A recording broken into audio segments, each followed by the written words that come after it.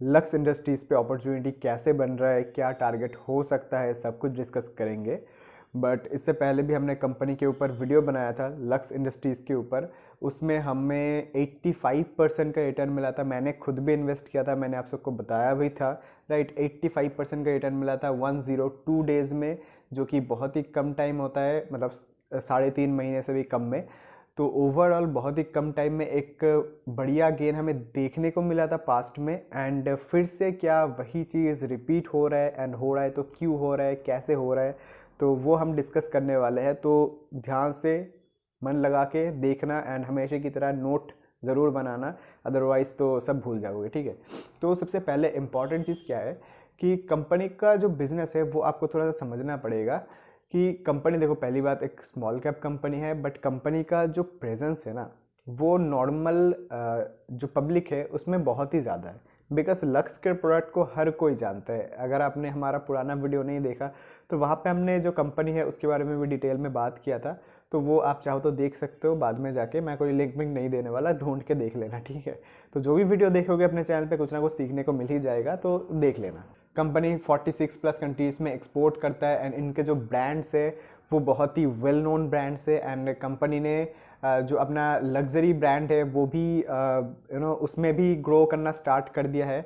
Because company का अगर luxury brand grow करता है तो उस केस में जो मार्जिन होता है ना वो इंक्रीज़ होगा, ठीक है। तो ये एक लॉन्ग टर्म विजन है। बिकॉज जो पेज इंडस्ट्रीज़ है तो वो ज़्यादा मार्जिन क्यों कमाता है, बिकॉज वो थोड़ा सा प्रीमियम साइड पे बेचता है। एंड वही चीज़ लक्स इंडस्ट्री भी करने की कोशिश कर रहा है कि इन फ्यूचर वो अपना अगर प्रीमियम सेगमेंट को ग्रो कर लेता है तो उस केस में इनका जो मार्जिन है वो और ज़्यादा एक्सपैंड कर जाएगा। तो अभी सिचुएशन क्या बन रहा है वो थोड़ा समझना इंपॉर्टेंट है। यहाँ पे जो अच्छा सिचुएशन बनता है ना वो दो रीज़न से बनता है। एक तो कंपनी का जो यहाँ पे सस्ते में माल खरीद रहे हैं, रॉ मटेरियल खरीद रहे हैं, उसकी वजह से कंपनी का जो ऑपरेटिंग प्रॉफिट मार्जिन है वो एक्सपैंड होगा। वो क्यों एक्सपैंड होगा?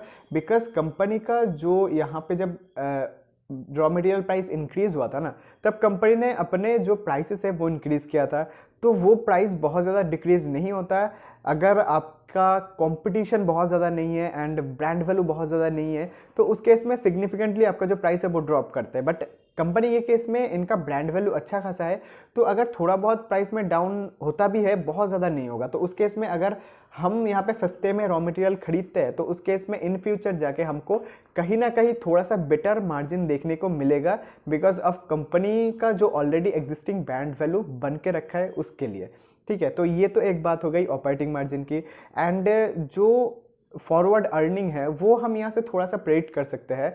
फ्यूचर में कंपनी का जो प्रॉफिट है वो अच्छा आ सकता है, बिकॉज कंपनी यहाँ पे जो रॉ मटेरियल खरीद रहा है सस्ते में। तो मैं अगर आपको यहाँ पे भी दिखा देता हूँ, तो ये राजकोट का इंडेक्स है, एंड अगर आप देखोगे टॉप से ऑलमोस्ट 47% डाउन आ गया है जो कॉटन का प्राइस है।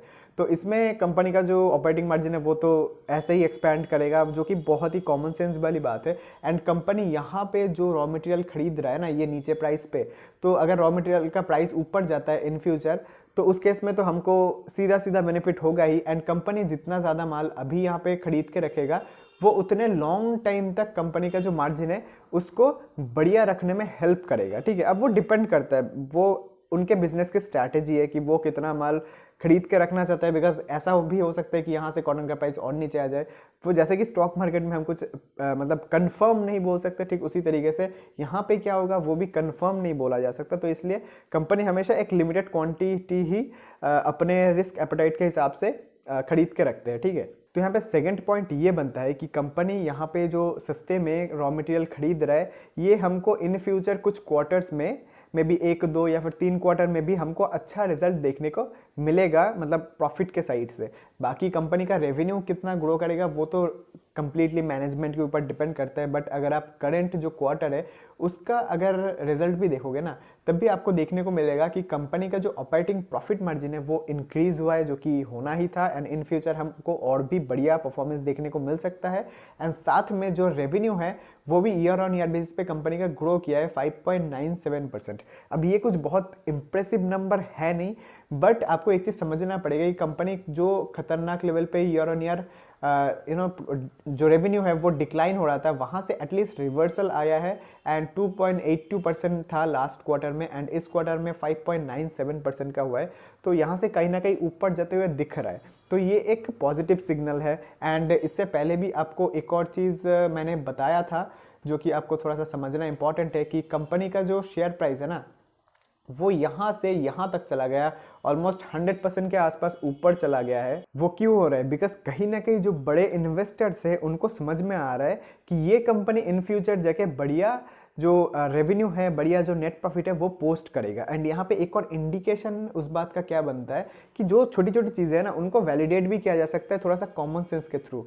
बिकॉज यहाँ पे देखो जो मार्च 2024 है, वहाँ से जो नंबर ऑफ शेयर होल्डर है ना वो कंटिन्यूसली रिड्यूस हुआ है एंड शेयर प्राइस कहाँ गया है? शेयर प्राइस ऊपर गया है। कि कहीं ना कहीं जो बड़े प्लेयर्स है उन्होंने एक्यूमुलेट करके शेयर को अच्छे से होल्ड करके रखा है एंड जब एक पॉजिटिव ट्रिगर आएगा तब ये स्टॉक और भी ऊपर जा सकता है और बहुत ही ईजिली जा सकता है। एंड यहाँ से अगर ऊपर जाता है तो क्या टारगेट बन सकता है वो हम एक बार देख लेते हैं।